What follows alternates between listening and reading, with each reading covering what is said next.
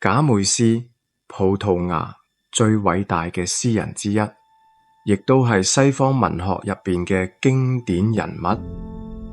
佢大約喺1524年出世，出身里斯本一個貧窮家庭，細個就鍾意讀書，後來喺科英布拉讀人文學。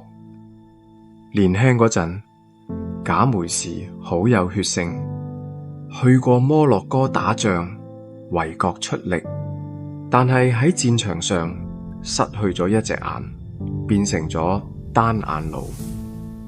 之後返到里斯本，因為一場衝突坐咗1年監，再以去印度服役嘅條件換取自由。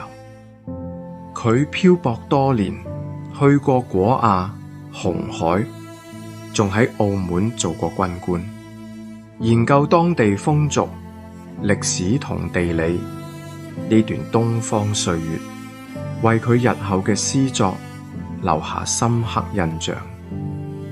到1570年，終於返到里斯本，國王塞巴斯蒂昂俾咗佢養老金，但國王戰死之後，養老金都停咗。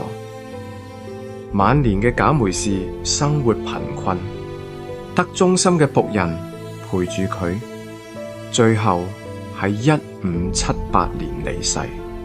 有人話佢聽到國王陣亡嘅消息之後，心碎而死。喺澳門，佢更加出名，好多舊版澳門紙幣上都有佢嘅肖像，例如1958年嘅10蚊、25蚊、50蚊同500蚊紙，澳門人親切咁叫佢做單眼佬。而家喺澳門仲有好多地方以佢命名，例如賈梅士大馬路、白鴿巢前地，仲有賈梅士商業中心。雖然離開咗幾百年，但係佢嘅詩、佢嘅靈魂仲響葡萄牙同澳門之間流動，好似海風一樣，永遠咁吹住兩地嘅記憶。